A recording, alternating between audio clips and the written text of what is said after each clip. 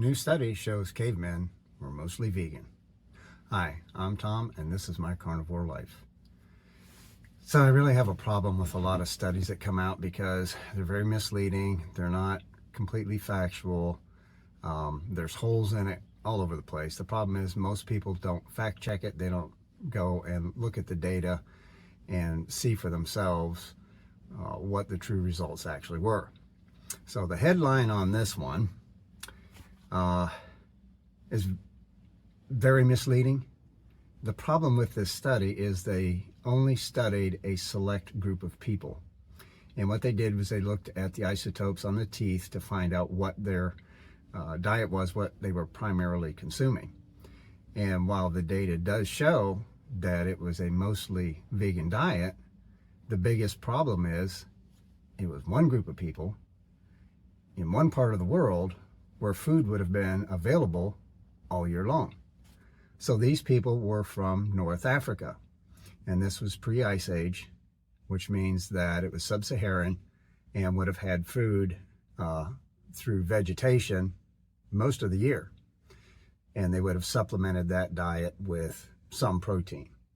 Now the problem with this is the majority of our ancient humans were in northern or southern climates that were closer to the poles.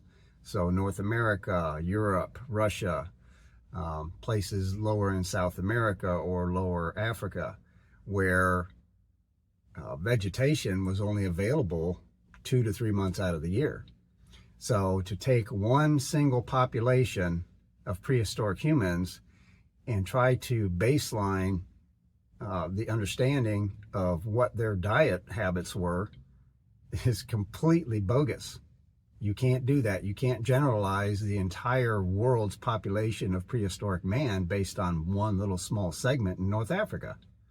And this is how people get confused and jump on bandwagons and start waving their flags for whatever diet they want to espouse as the best one.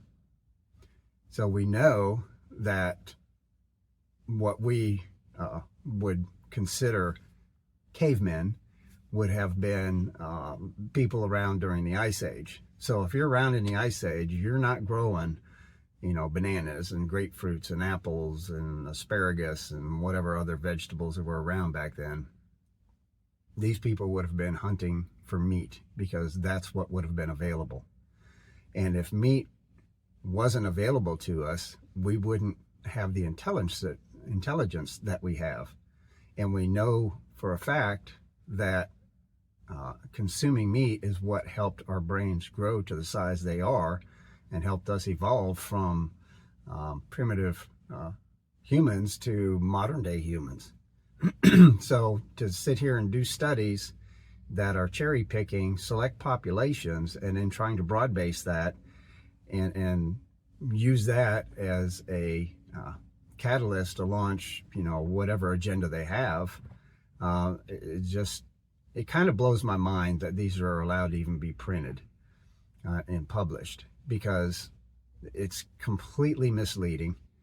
And like I said, our population now, we don't really go out and fact check anything. We read an article and goes, oh, well, the scientist said, and so this must be true. And they don't really analyze the data to know where these studies are getting their data from.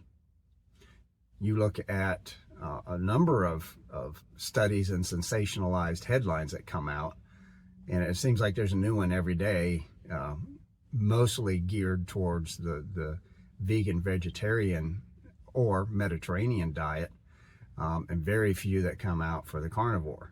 Now, there are some for carnivore, and there are some sensationalized studies and videos out there that I'm not real happy with. I understand their motivation, but again, this is where we run into problems with our health and our weight, is because there's no real way to control these studies unless you confine people and control what they eat or drink.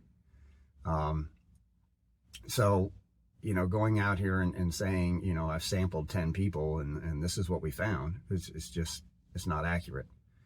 And it never will be accurate until we can have randomized control studies, which I don't see happening unless, somebody out there, a trillionaire, decides to fund something like that, because it's going to have to be a long-term study with thousands of people. And I just don't see that happening. So, when you're reading these sensationalized headlines in these articles, make sure that you are doing your homework and that you're researching what they're claiming in these articles. You just might find that it's not quite what you thought it was going to be. And don't just read the headline. Read the article. Understand what the study is. Understand how they got their data. And understand how to interpret that data and know how to apply it to what you're trying to do. It's very easy to be misled.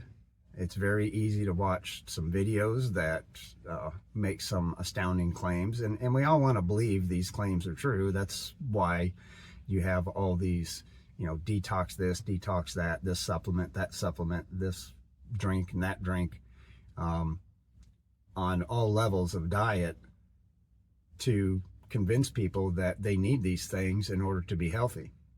And to be honest with you, there are very few supplements I think anyone should take. And the only reason they should take any of them is because our food just isn't as nutrient dense as it would have been 100 years ago. So, this notion that we need to drink protein and eat this and eat that and take this supplement, take that supplement. And I don't buy into that. The only ones I take, I do take some magnesium, and I take vitamin D3, but only in the winter because I live in a northern climate and I just don't get the sunlight that my body requires during the winter. And I know this. And so those are the only supplements I take. And again, having done my labs recently, I know that my vitamin levels are normal. So, this notion that I've got to take vitamin C and zinc and on and on and on, I'm going to paint that with a broad stroke. Generally, most people don't need those. Now, are there some people who do? Probably. It really depends on where you're coming from, what condition your body's in, where you are in your journey. And when you start, you may need lots of supplements until your body can adjust and be able to absorb the vitamins and minerals that you're consuming. So I hope you enjoyed this. I hope it was a little bit enlightening, and I hope you'll do your homework in the future when you see these sensationalized headlines, no matter what the diet is that they're espousing, whether it be vegan, vegetarian, paleo, carnivore, Mediterranean, whatever it is. Always do your homework and understand the data, where they got it from, and what it means for you. If you have any questions about any of this, or how to figure out how these headlines are misleading you and you don't quite understand it, just leave a comment down below and I'll try to help you out. And as always, keep on eating meat.